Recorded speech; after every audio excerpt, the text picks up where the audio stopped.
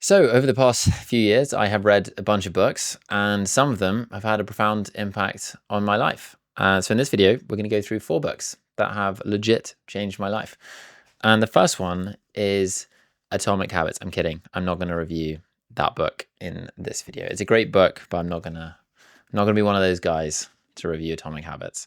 But worth reading if you haven't already, because it's the best-selling nonfiction book of the last 10 years.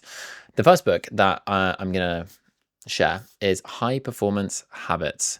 It's a lesser-known personal development book by a guy called Brendon Burchard, and it was the first book that I found kind of in the personal development space back in 2019. And there are 6 habits in here that Brendan shares that kind of make you a high performer. It's a little bit of a kind of, American vibe and philosophy, the whole kind of like high performance thing. And as a British dude, like sometimes, that makes you feel a bit funny. But I kind of like the whole American high performance energy vibe. And I love Brendan Burchard. I love his stuff so much. And this book was just like an eye opener for me to so many things. The 6 habits that he talks about in here are having clarity or seeking clarity in your life, generating energy, raising necessity, increasing your productivity, developing influence, and demonstrating courage. Now, they're kind of, lots of generic buzzwords, but the book itself is actually really, really good. It's got some really, really good stories in there. It's got amazing explanations of all of this stuff. And it's like just the most comprehensive book I think there is that I've found that is like easy to read and digestible and actionable on like how to do lots of cool shit and how to live a cool life. I just think it's a great book on that front. And I think that is, in fact, the subtitle is How Extraordinary People Become That Way. And yeah, highly recommend it. It's just got so much good shit in here. And I constantly come back to it, or it just like percolates in my mind, the various ideas. I just love the way that Brendan talks about this stuff. I think no one talks about personal development better than Brendan Burchard. I love his all of his content and the way that he approaches all of this stuff. He's just got so many good definitions and like frameworks. And yeah, highly recommend checking out High Performance Habits. The second one is a book called The Go-Giver by Bob Burg and John Mann. And I've made a video about this back in a few years ago on this channel.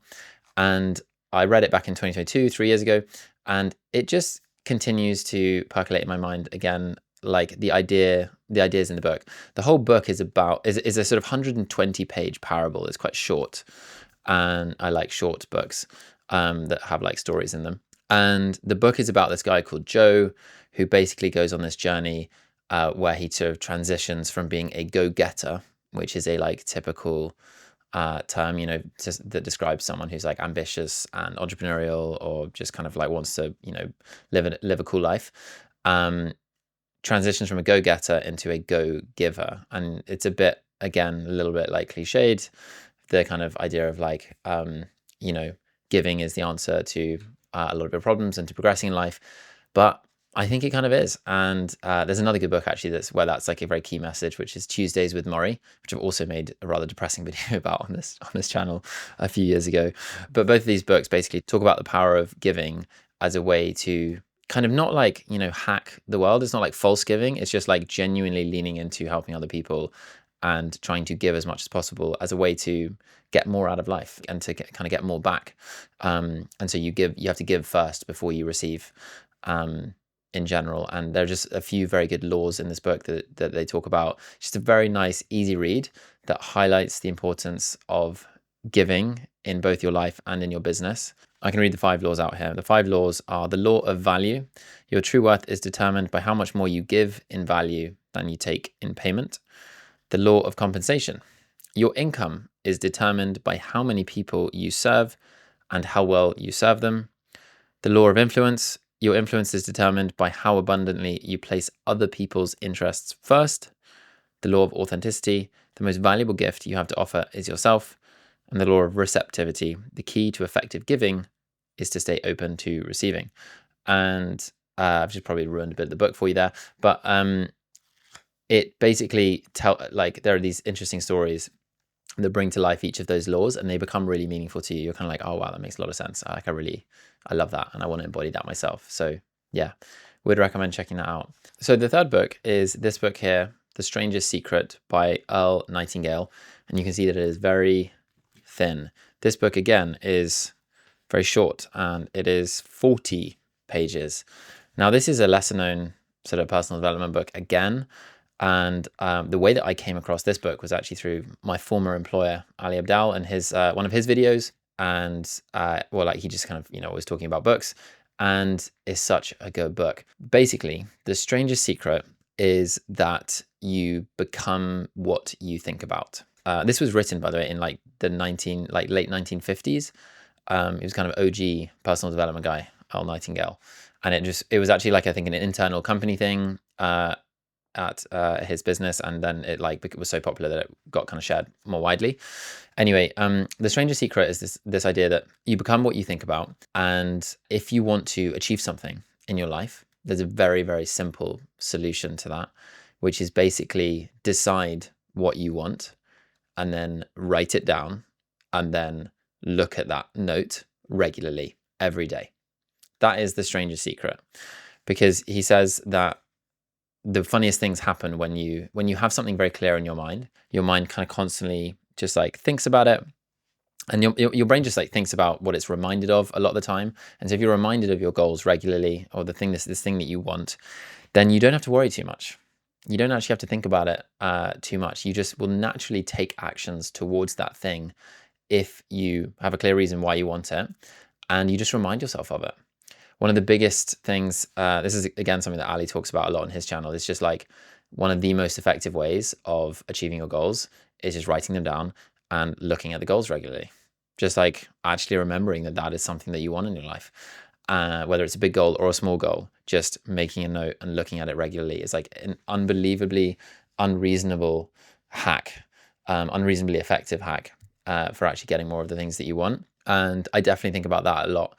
I kind of currently run a business where I help educational YouTubers, and I have this one goal for my business for the year. And I think a lot about it. I look at it every day because it's on my notes where I do my to-do list.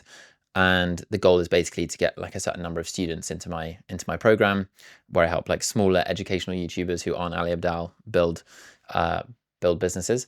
And I just think about that goal all the time. That's my one work goal. I have a kind of health goal and some other goals as well. But like I try to keep my number of goals to like a very small number.